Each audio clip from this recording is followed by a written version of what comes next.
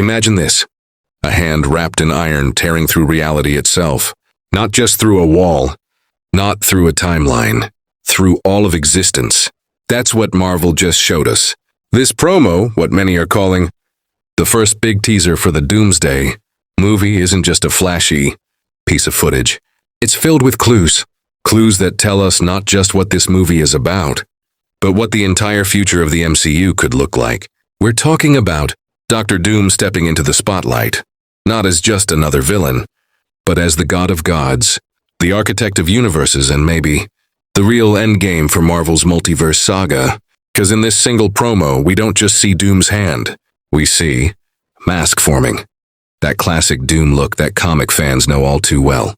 The possibility of God Emperor Doom, the most terrifying version of Doom ever created. Thanos, Loki, Captain Marvel, even Shang-Chi, all hinted at through engravings, symbols and cosmic callbacks. And above all, the restructuring of the multiverse itself. That's right. Doom doesn't just want to rule. He wants to reshape all of reality. So in today's deep dive, we're going to break down this promo scene by scene, connect it to Loki Season 2, to Secret Wars, and to some of the biggest Marvel Comics storylines ever told. And by the end, you'll see why Doom isn't just a villain. He's the final boss of the MCU. But let's start at the very beginning, with the Rift. See, Act 1. The Rift and the Rise of Doom. The Rift in reality. The promo begins with what looks like a tear in reality. Not just a crack, not just a cosmic doorway. A rift, a wound in the very fabric of existence. And if you're a fan of Loki Season 2, your eyes immediately lit up, because this rift looks almost identical to the one Loki created in the final episode of Season 2. Remember that ending? Loki, holding together the infinite branches of the multiverse, stepping outside of all known existence and then shaping it with his own hands. It was one of the most visually stunning and emotionally powerful moments Marvel has ever put on screen. But here's where things get terrifying. In this promo, it's not Loki's hand we see. It's Doom's, a gloved, ironclad hand emerging from the rift, like a predator reaching through a cage. And that tells us one thing right away. Doom has gone beyond the multiverse. He's not just inside it, playing with timelines like Kang.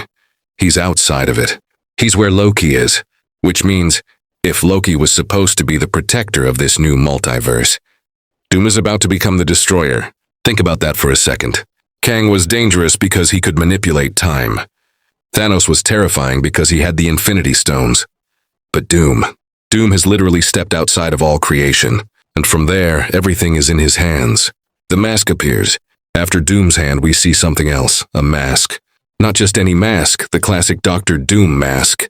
Sharp edges, cold steel, a face frozen in anger and determination.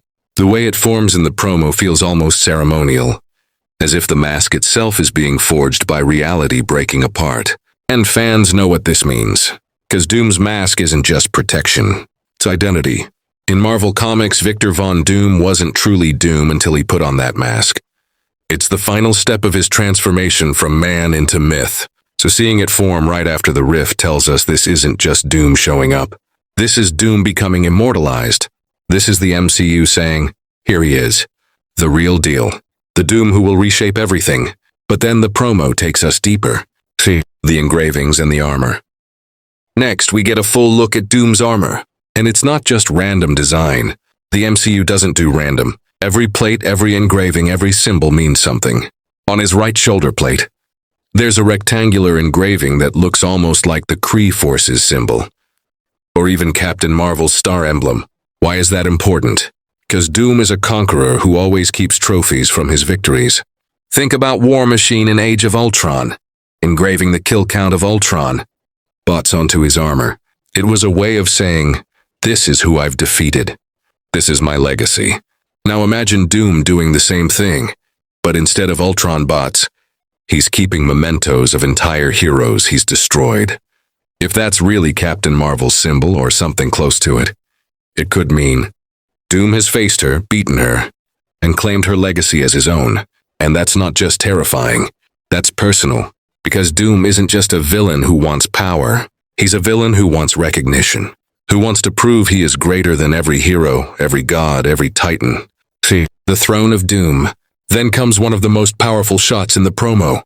Doom sitting on a throne. This is straight out of comic book history. Doom on a throne is iconic. It's a pose we've seen in countless pieces of Marvel art. It's Doom at his most regal, his most terrifying, his most godlike. But here's the detail that changes everything. The throne doesn't just look like a king's seat. It looks like something more, something bigger, something imperial. And that gives off God Emperor Doom vibes. If you've read Secret Wars 2015, you know what this means.